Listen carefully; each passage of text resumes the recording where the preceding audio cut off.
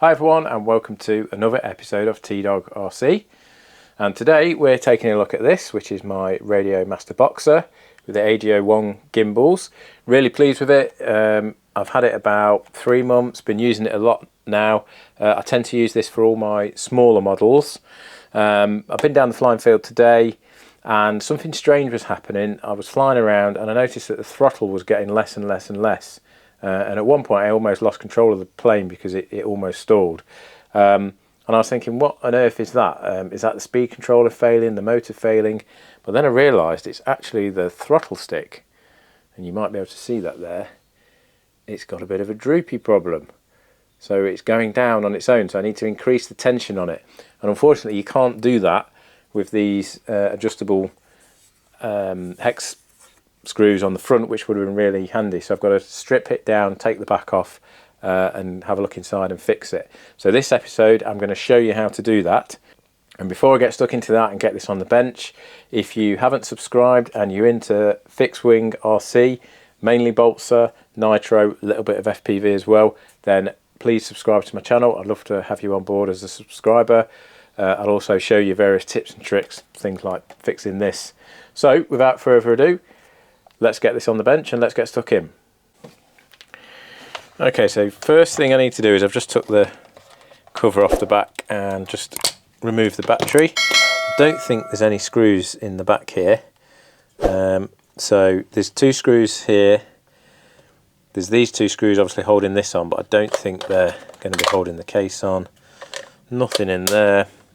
So the rest must be behind these grips, which is often the case with Radiomaster. So let's take these off. Looks like there are.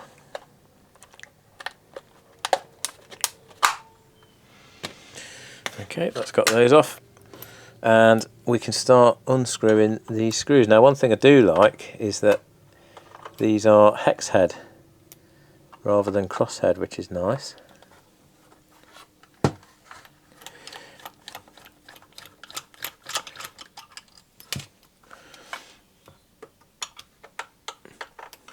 So let me just unscrew these.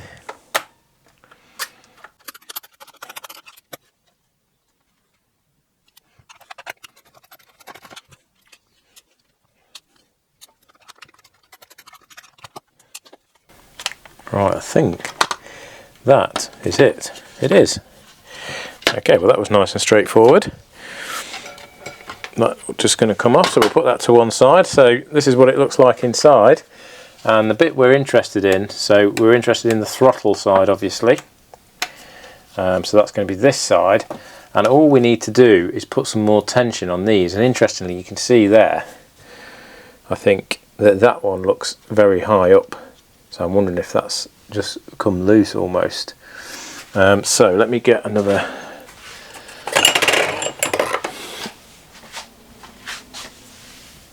smaller hex. And let's just tighten this one up and see what that does for us. That's the spring that provides the tension. Okay, that's not made any difference just yet. Let's have a look. Is that? Yeah, okay. So actually I think it's going to be this one here on the left.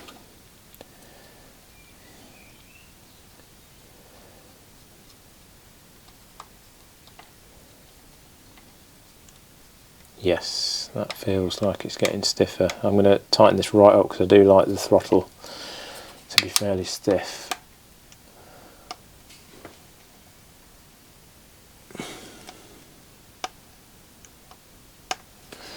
Actually, we will tighten up this one as well because I think this one gives them more ratchety feel.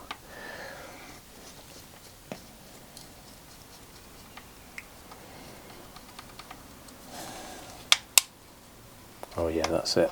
That's really tighten it up now. Now obviously that's a bit too much now, so let's just back that off a little bit.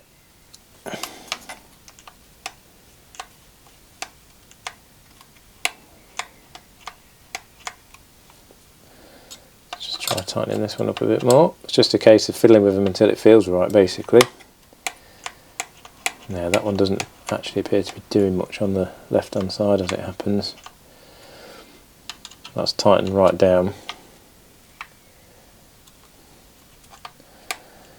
So I think what I'm going to do is just tighten that one up a bit more actually. Let's check that now.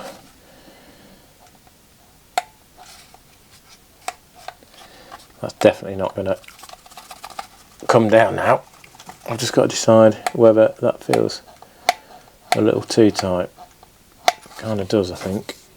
So just back that off a little bit.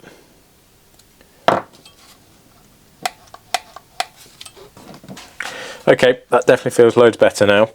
So all we've got to do now is get the case back on. Simple enough.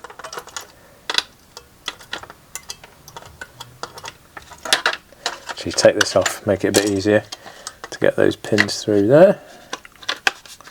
Like that. Okay, and then I will get these buttoned back up.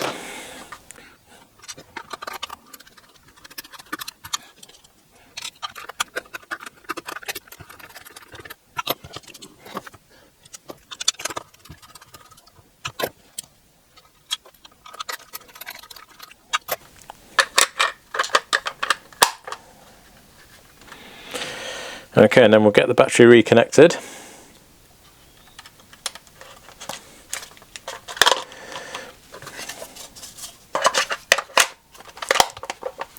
And then we just got these things to put on, which sometimes can be a bit fiddly. So we'll get these put in first. I think that's the best way to do it.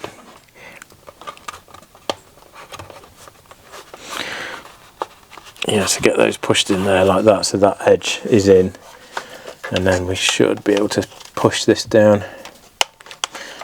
Nope, let's try putting these in first then.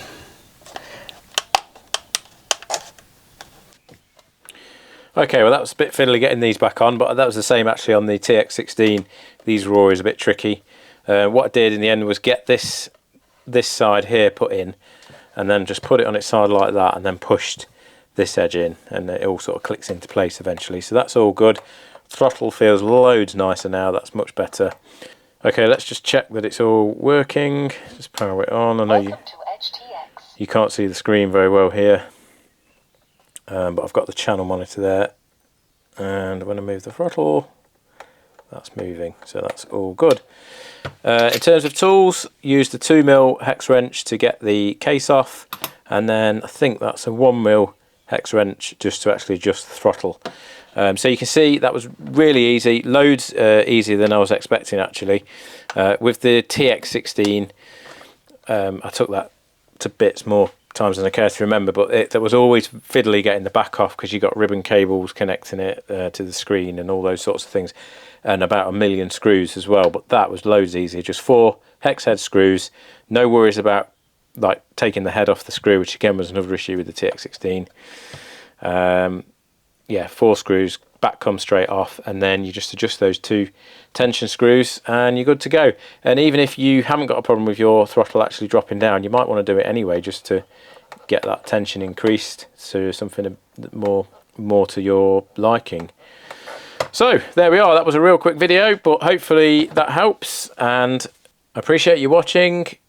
If you've got any comments, put them in the comments box and I'll always get back to you. If you've liked the video, then why not help me out as well by giving me a like, give me that thumbs up, and if you want to be a subscriber, I'd love to have you on board as a subscriber.